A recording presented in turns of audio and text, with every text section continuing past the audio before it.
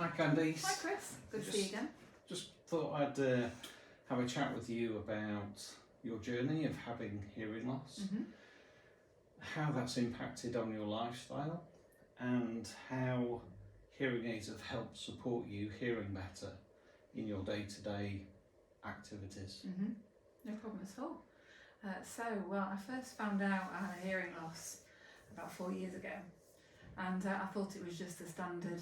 I'd got some ear wax stuck inside my ear, and I'd had some ear irrigation following an ear infection, and at first it cleared my ear, and then I gradually went deaf again within about a month. Okay. And so it's still inconclusive as to exactly how it happened, but maybe the ear irrigation didn't suit me, or maybe some damage was done when I was, trying to clear my own ear out, which I recommend nobody ever does. I've been told That's enough a bad times. idea. Really bad idea.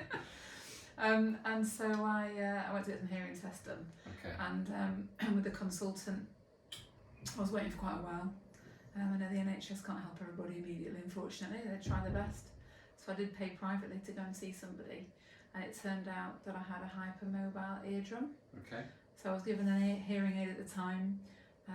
It was an Oticon hearing aid. I think this particular model was fairly old, but still very good, and that would still be my backup if I needed another one, which I'll talk about more in a minute. Okay. And so I placed that in, and it did make a good difference, a really good difference straight away. It's a struggle, even with mild to moderate hearing loss, which is what I had, because my lifestyle is such that I do see patients myself. I'm a chiropractor, and often my patients are face down on a table, and we're trying to talk and converse, and I can't clearly always hear exactly what they're saying, so we have a little bit of a laugh about that, but it is frustrating, or it was frustrating.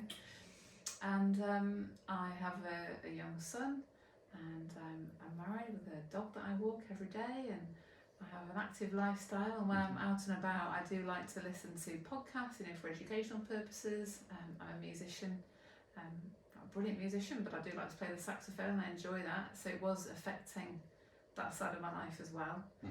And then I went through another iteration of hearing aids after that, with the Oticon again, and that was another a digital hearing aid, but I found that there was quite a lot of interference on that one. If I was wearing a hood, the battery wore out very, very quickly if I was streaming. Okay. So I went back to the old one and just didn't bother with it at all, and I just cope with it. And then I met you. Okay. So what happened after you met me? What was your sort of immediate sort of experience of meeting an audiologist who's an independent, who's able to have access to lots of different hearing aids?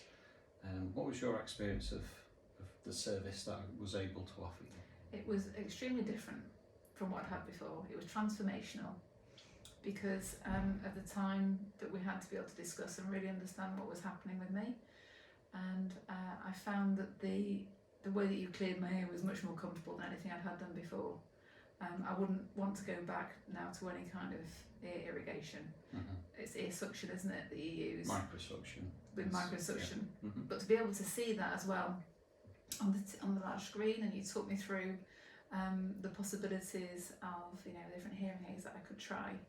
And I was fortunate enough then for you to, in a later meeting, try this brand new Oticon. Well, not try, but buy. I decided to purchase one straight away because I could just tell it was going to make a big difference. And so I have this Zeal one, and Oticon Zeal, yeah. I've gone Zeal, and I'm super impressed. Good. So in terms of when you've been taking the dog for a walk, how have you found the quality of the streaming? Amazing. Yeah, much better. It's in lots of ways it's an improvement, because it's clearer, it's lighter. I don't have anything behind my ear, so just down to when you're wearing glasses during the day, I haven't got lots of things heaped on my ear and they're on straight. I used to find the other one quite sore as the day went on. I don't even know it's there. I forget to take it out at night sometimes to charge it, because I forget it's there.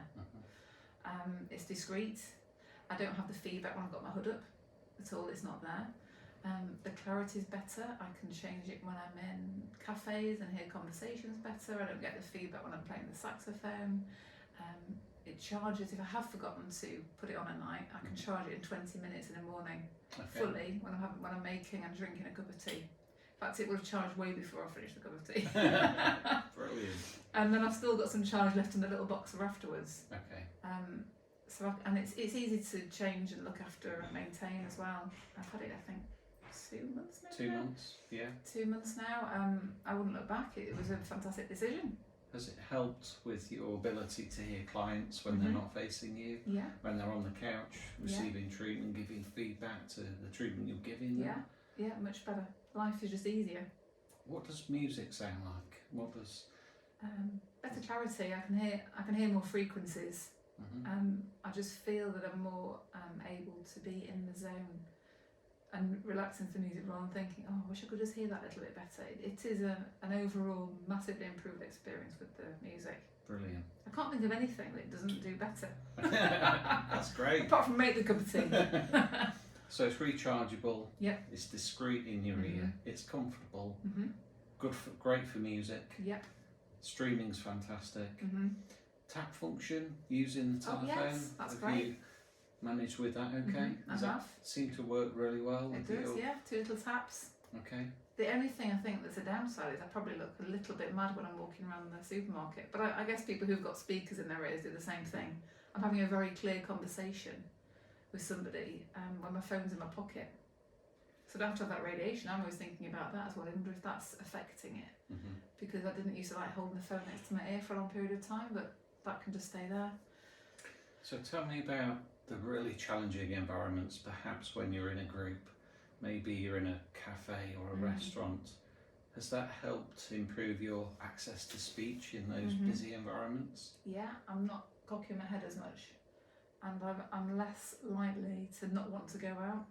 So if I was in a pub, say, and it's a small room with a low ceiling, or a cafe that's got a lot of background noise, because they tend to, don't they? You want them to be busy for the social aspects, but it can be very draining, and you feel like you can be left out of conversations. But I haven't noticed that being a problem. Okay, great. Not at all in the same way. So yeah, all round big ticks. Great. Well, thank you for your feedback, Candice. You're welcome. Thanks, Chris. Thank you for allowing me to share this video with other customers. Thank you. A pleasure.